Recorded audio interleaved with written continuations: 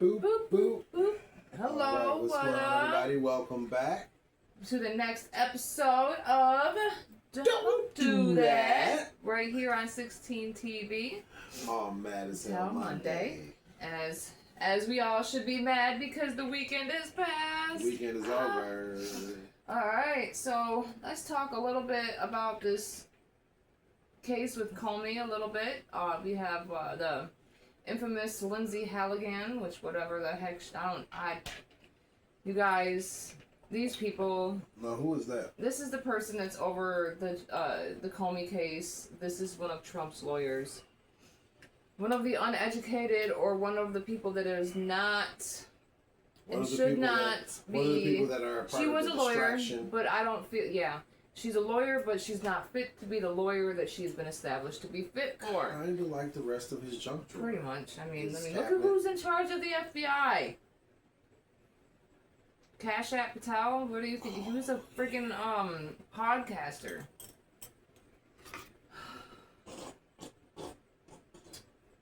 Cash out.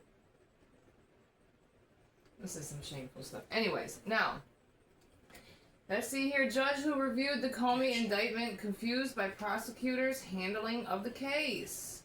U.S. Magistrate Judge Lindsay Vala was definitely confused, and as she should have been, why there were two versions of the indictment for Comey. There were two versions of the indictment that were published on the case docket. One with the dropped third count and one without. Like one has 3 counts, one has 2 counts. Why? Now, let's hear. Now, a majority of the grand jury who reviewed the Comey matter voted not to charge him with one of the 3 counts presented by prosecutors. Mm-hmm. A form was signed by the grand jury's foreperson and filed in court. Uh-huh. Now, Vala stated, "So this has never happened before. I've been handed 2 documents that are in the Mr. Comey case that are inconsistent with one another. There seems to be a discrepancy. They're both signed by the grand jury foreperson. The one that says it's a failure to concur in an indictment, it doesn't say with respect to 1 count." Is this kind of like how when they ask them blunt questions that only require a yes or no, they made? Let's see. Is this kind of like but that? It's kind of like that, yeah. It looks like they failed to concur across all 3 counts. So I'm a little confused as to why I was handed 2 things with the same case number that are inconsistent. Lindsay Halligan, whatever, the unqualified lawyer that's for this, responded. "So I only reviewed the one with the 2 counts that our office redrafted when we found out about the two counts that were true billed, and I signed that one. I did not see the other one. I don't know where that came from." Vala responded, "You didn't see it." Halligan responded back, "I did not see that one." Vala seemed surprised for obvious reasons. "We always read things before we sign them. So your office didn't prepare the indictment that they..." And then Halligan interrupted and said, No, I know. I prepared 3 counts. I only signed the one. The 2 count indictment. I don't know which one with the 3 counts you have in your hands." "Okay. It has your signature on it," she told the lawyer, in which she responded with, "Okay, well." And that is it. The court session began unusually late, by the way, as always. It was handled at 6:47 p.m. The charges against Comey, which accuse him of lying in testimony he gave to the Senate in 2020, mark an unprecedented step for the Justice Department after President Trump publicly urged prosecutors to look into the ex-FBI leader that he fired in 2017 and sparred for years. Before Comey was indicted, staff at the U.S. Attorney's Office circulated a memo that argued charges should not be brought against the former FBI director. Mm-hmm. This is all in the... Where are the files? Yeah. But the files were actually just a bump in the road. Hashash, by the way. Hashash. It is our smoke of the app. And, of course... Oh, whoops, there it is. Alright. Sour Tangy. I was about to say, of course, I couldn't find it, but I found it. But let me finish that. That is part of the distraction. But let me tell you, the Epstein files was not part of what he thought he was going to be having to deal with. Right. So what he was expecting everybody just to forget about it. Yeah, he's trying to finish what he had in Project 2025. He's trying to finish all the executive orders and everything that he needs to do, which is, of course, he's going to make an enemy or someone that's a rogue guy out of the old FBI person, because everyone he has in place now, he needs to be able to fire them at a moment's notice. Right. Which is why everyone is underqualified, because it's in Project 2025. It's in there. He wants everything the people who wrote Project 2025 to be in some sort of position in office. They wrote the playbook. He's just playing it out. Yeah. They're the coaches, and unfortunately, these Christian nationalists are out here. Yeah. He's the star player. And it's a whole political thing. Christian nationalism isn't even an actual, true, full-blooded religion of anything. It's literally a political thing. It's actually a perversion. For them to really a huge perversion. For them to have everyone thinking that, the Christian is like this. You're giving everyone this model of the Christian is, so pure and so great and so this and so that. And then the Christians are the ones that are the racist ones, that are the judgmental ones, that are the unaccepting ones, that are the ones that are doing all the craziness. And so that makes me wonder, what is a Christian really then? Right, because last I knew, you were to love thy neighbor, care for them. Yeah. Invite them in. My God, nobody's saying go broke for them, but that's going on now. At the same time, what we're doing now, all this judgment is insane. Intolerance. Insane. That's why I refuse to now take any kind of political party at all. I don't want any parts of the political party now. I'm confused. It's literally time to start a whole new one. Period. End of story. It's really start afresh. Because this is really starting to get insane. Because the way that they're twisting the word Christian is like, you have to have, what did they say? Traditional Christian values. Right? Traditional Christian values is white America.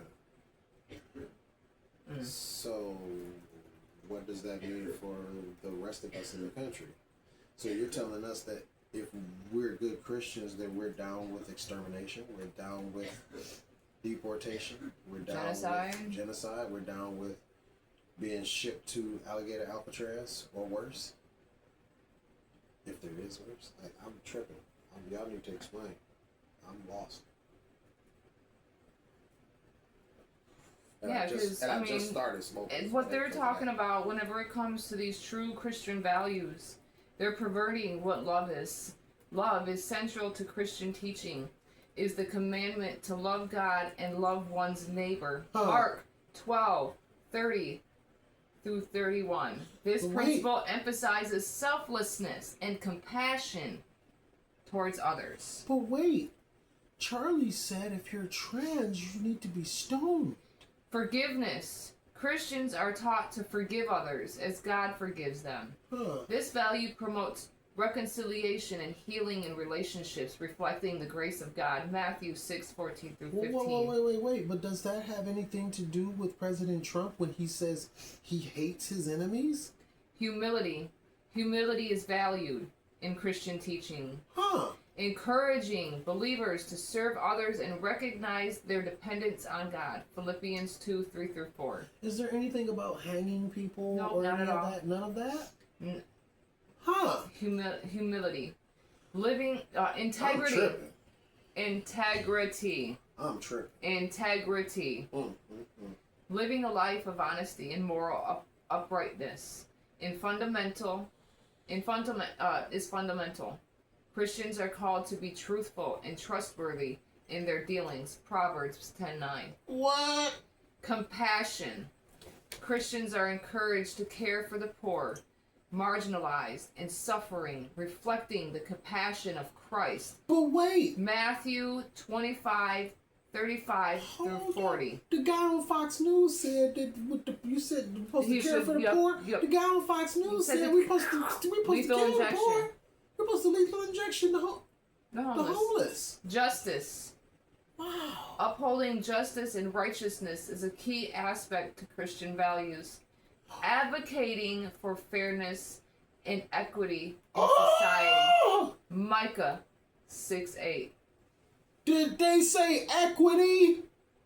They didn't mean inclusion or anything like that, did they? Contrast.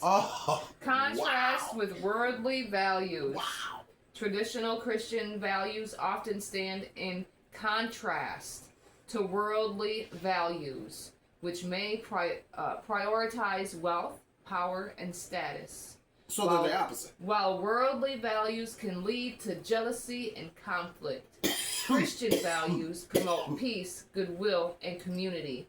1 John 2:15 through 17. Somebody ain't been reading their Bible. The funny part is, this is all on Google. But I'm saying. But at the same time, they're good. They're good Christians, right? They're good Christians, right? So. That's what I'm saying about perverting the word, man. That's what I'm talking about. That's exactly what I'm talking about. Mm-hmm. We perverting the word. So now, it's the ambiguity of what does it really mean then? Because I was taught a different meaning, but my people are different people. National. We're different people. Woo! Lord have mercy. Venom came down and took Captain America out. Alright, Christian nationalism promotes the belief that the United States is fundamentally a Christian nation, advocating for laws and policies that reflect Christian values and seeking to maintain a Christian identity and governance and society. Every time y'all pervert the word, I'm going. Christian identity of the nation. Christian nationalists believe that the U.S. was founded as a Christian nation and should continue to be governed by Christian principles. This includes the idea that the federal government should declare the U.S. a Christian nation and that laws should be based on Christian values. Here. That sounds interesting. Opposition to secularism. There is a strong opposition to the separation of church and state, with many Christian nationalists arguing that this principle undermines the nation's Christian heritage. They advocate for policies that promote Christian moral values in public life. Cultural and political dominance. Christian nationalism often seeks to achieve prominence in political, cultural, and social life, aiming to influence legislation and public policy to reflect Christian beliefs. This includes curbing the influence of what they perceive as moral relativism and social liberalism. Exclusivity. The ideology is sometimes associated with exclusionary practices where non-Christians and people of color may feel marginalized. This has historical roots in racism and a desire to maintain a homogeneous Christian identity in America. Moral foundations.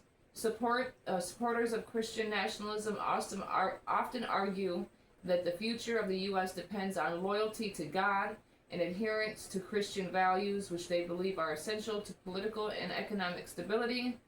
Current trends and demographics. Support-based surveys indicate that a significant portion of the American population identifies with Christian nationalist values, particularly among the white evangelical Protestants and Hispanic Protestants. Approximately 30% of Americans qualify as adherents of sympathizers of Christian nationalism. Political influence. What's the number on that percentage again? 30%. Yeah, so that's a nice little chunk. It's definitely. That's a nice little chunk. But you know what? You know that we are big on the segue, and that actually segues right into what I was talking about. So let me just get. It's kind of warm in the vault today. My goodness. Woo! Michigan is having a weird little heat wave going on, man. Yeah, we got some weird stuff. My body is not enjoying it. My sinuses are like, screw you. I was under it is supposed to be cooler than this. Now check this out. You may have heard about Laura Loomer. Laura Loomer is a far right Gooch liquor. Influencer. Gooch liquor. Okay. And she recently called Jasmine Crockett a ghetto black bitch. Loomer, you want to eat her out so bad, don't you? A ghetto black bitch. Now, this was on social media, and she receives immediate backlash. Now, these were her exact words, and I quote, "It hurts my heart that we have ghetto black bitches who hate America serving in Congress. Should be working at KFC." And she called Jasmine Crockett, you ready for this one? DEI Shaniqua. But there's more. The internet, I know y'all heard me say this before, the internet is undefeated. So, Laura Loomer has this thing where she's got the collagen and she's got the Botox, and so she looks kind of like that purge mask that they have. And so they have a Party City mask, and it is called the Loomer Goon. Yeah. Also, she's had many surgeries, and she has a chin kind of like Quagmire. Giggity. You know what I'm saying? She's got a chin kind of. I know I can do it. I know people will talk about me when I do it too. Yeah, she's got the, she's got that. Yeah, I know. Go ahead. So laugh it out. So a lot of people have roasted her online. Now we go from somebody who actually made an ass of themselves to someone who told a whole bunch of truth. And I want to send a shout out to Paul Lance at Paul for Equality. This brother right here, man. This brother right here. Shoot it. And I'll get into that later. But this brother right here, and I quote, this is his words. White man in his 50s, 60s. Okay? Our demographic, primarily white men who this country was made to benefit, did not stand up with our black brothers and sisters, did not stand up for minorities because it didn't affect them. Those were his words in reference to how we got here with Donald Trump being in office and basically holding a Klan rally over the entire country. Okay? Here's another direct quote from Brother Paul Lance. He was in Alive. And a woman said, we made a lot of progress in the last 65, 75 years. Okay? And he says to the lady, he said he asked the question and he thinks that it's the right one. And I agree. Yeah, it was a very good question. I agree. He said, was it progress? These are his exact words. Was it progress that we've made since the civil rights movement? Or was it just suppressed? I would argue the latter. This racism is like a body of water behind a dam, and it's been dying to get out. That's what this Klan leader in the White House, Donald Trump, is for. He unleashed it. He told little Billy it was okay. Take his hood off. Show his face. Do it in public. He also went on to say how you are complicit in white supremacy if you are with family members who make crass racial jokes and you do not check them. If you do not correct the behavior, if you continue the behavior with your children and not raise them different, how do you think it's going to ever end? If you know that it was not you that enslaved us, if you know, then why take it so personally when we speak of the past? Why not just acknowledge that it was fucked up, it happened, and be able to move forward instead of always getting so defensive? That's where the good saying says, if it don't apply, let it fly. You know, it's so they say that black men have a propensity for violence, right? Okay. So Scott Hanna, a month ago, okay, he tweeted this. Since Governor Mike DeWine and the OSHP won't do anything about this nonsense, we need to paint the town red and kill them all. By Sunday, we are aiming to have killed 30,000. Freedom of speech, though, right?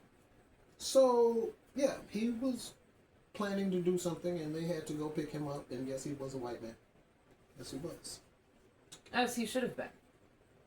So, this is the last thing I'm going to say, and then I'm going to hand it back over to Potts. The things that are fucked up right now, trying to erase the ugly truth of slavery, America's original sin, by going to the Smithsonian and erasing history, basically erasing our history. Prager University. Have you heard of this? Look it up. Prager University has cartoons. I know I've mentioned this before on the show for those of you who are new. Has cartoons telling the kids it's not that bad. Slavery wasn't that bad. Oh, that's what That's Prager University with their insidious indoctrination agenda to make the colored people more docile. Is that what they're replacing PBS with? Is yeah, that what? That's what they're talking about. That's what they're talking about. They're talking about programming the kids to accept how race, how slavery was, and that it's better to be enslaved than to die. My guy. So I guess they're gonna get rid of the end. They're gonna get rid of the end of Black Panther with Michael B. Jordan's whole monologue. That's how you like this. They're gonna burn that. Teach them. Also, no more cashless bail. Who do you think that's aimed at? Making it harder for people to get SNAP food assistance. Who do you think that's aimed at? Especially now too, not only is it a classism thing, but they've gotten rid of the DEI and whatnot. So people need to remember there is a difference between DEI and affirmative action. Okay, there is a difference. Make a mistake, want to have the choice of saying, hey, I'm not ready for this, I can't afford this, I need to go get an abortion. Nope! Can't do that. They're about to shut all that down. You better be extra careful. Alright. So how many of y'all, real quick, I'm going to make it short because this woman, even though she deserves a lot more than just a little bit of time, she deserved a lot more from, snatching stuff.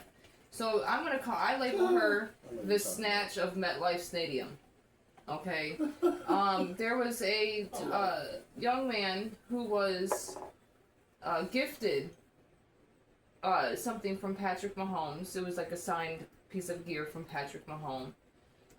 And he signed it and went to give it to this kid, and this woman literally snatched it from him.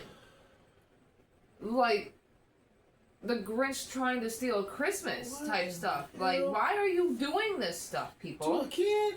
And all it is now, mind you, all I see it is a lot of older white women, entitled white women, doing this to little white kids. I don't see black women doing this. Prove it to me. And I want to see the stuff that happened before Let that little man something have happened his- first. Let that little man have his Like y'all game tell ball, us. man. Let me see the full clip. Wow. But I'm going to tell you like this. If that woman was to do it to a little black boy or a little black girl, I promise you, she would have been laid out, and rightfully so, because that's the first thing that should have happened to that woman. Her hair should have been snatched back. Boy, somebody's mama or somebody's auntie would be like, pop, pop, pop, pop, pop, pop, pop. Hell, the little kid probably would have did it themselves. What are you talking about? Rightfully so. That little boy, you were so lucky, because that little boy should have literally put his hands on you. Like, I am dead serious. Like, that is some cruel shit. Like, what is wrong with people? Oh, I said on one of my Facebook posts a couple years ago, I said, people are stupid, people are weird, people be all in your business, people be doing too much. Then I said, don't be people. Stop peopling. Because y'all peopling it out. Bro. You're giving me people fatigue. How is Mars this time of year? Oh, I heard it's sunny. How about we go? Woo! Because y'all are weird. Okay. Alright, well, that is all we have for you guys. We appreciate the time you guys have spent with us. We appreciate you guys for coming out and seeing us. So don't forget to like, comment, share, subscribe, get notified. Let us know what you think. You know, let's comment down there. Let's go ahead and talk about all the comment topics that we have going on, not just one. And let's try not to go to the past to prove somebody wrong on the reason why somebody else did it. Let's talk about the fact that it's still wrong. You're just mad the other side did it first. Alright, so we'll talk to you guys later. Deuces. Boop.